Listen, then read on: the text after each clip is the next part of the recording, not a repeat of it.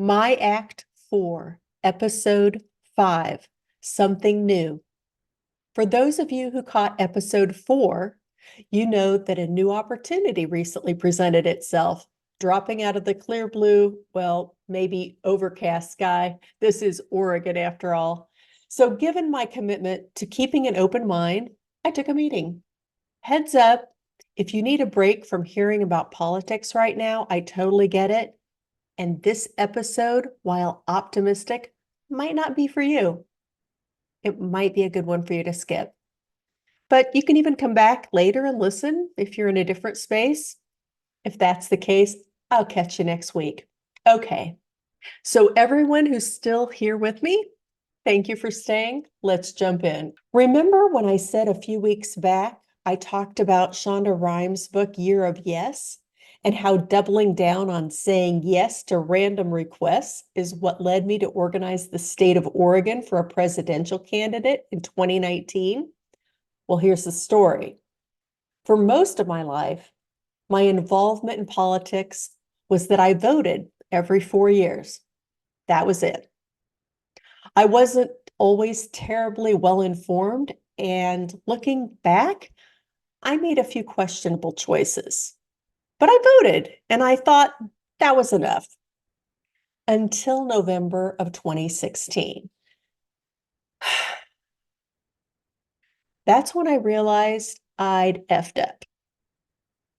Like a lot of people I know, although I marched in the Women's March in January 2017, I felt helpless to do anything else. Show of hands, who else felt like that? Or maybe still feels like that? I get it. For those of you who don't know, I'm a huge fan of the Aaron Sorkin TV show, The West Wing. We call ourselves Wingnuts. So when a West Wing rewatch podcast launched, I subscribed and became an avid listener.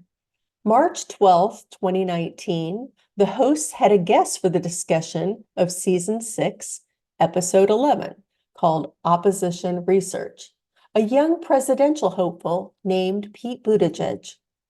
It was the first I'd heard of him, and after listening to the episode, I did a deep dive on Google and soon became a fan.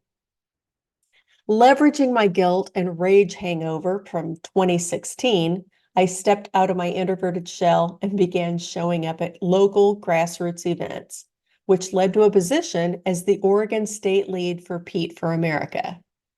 While my candidate didn't make it to the White House, I've continued volunteering for multiple campaigns and political organizations. I'm also a panelist, producer, and sometimes even a host at You Can't Beat Blue.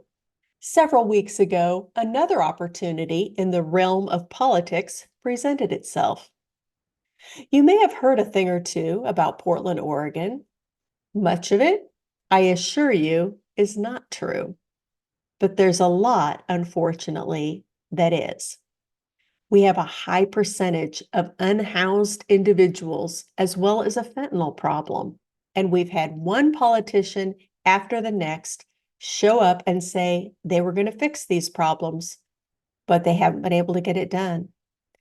And as a community, we've voted for funds to solve the problems, but much of that money remains unspent. Enter Keith Wilson.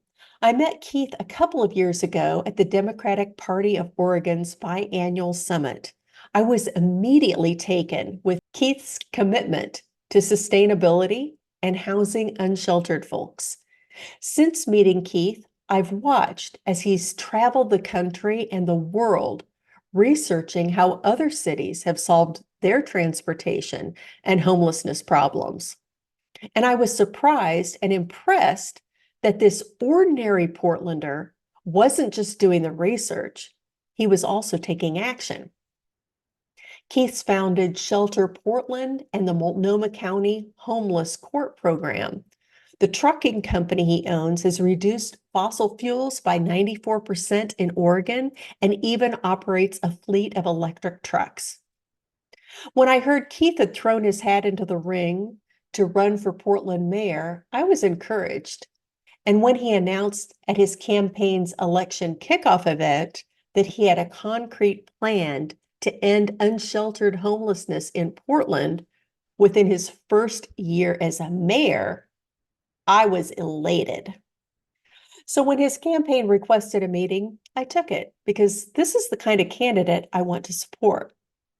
Before the meeting, I reminded myself, this is your open to anything, attached to nothing era. If it's not this, it's something better. And I asked myself, what do I want to do? How do I want to support this campaign? Well, I want to operate in the realm of my superpowers. So I've connected the campaign to folks they need to know. I've offered recommendations on opportunities, messaging, social media, volunteers, and I'll continue to do so. Could I do more for this campaign? I certainly could. But I won't do any more than I've agreed to do as a volunteer.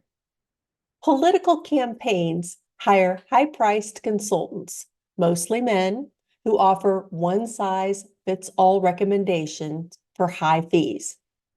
Campaigns rely heavily on volunteers, most of whom are women, for free labor.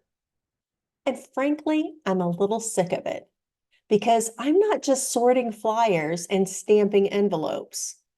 I deserve to be paid as a consultant for my expertise, knowledge, and experience. If I choose to continue to work for free, one, I set an expectation that I don't offer any value. And two, I make myself unavailable to work on projects for which I would be well compensated for my contributions. That's it for this week. Next week, I'm going to talk about something I never could have predicted because it's personal and I'm not going to lie, it's a little scary. Thank you so much for listening. Thank you to everyone who's taken the time to email me and drop comments on TikTok. I appreciate you. Keep them coming.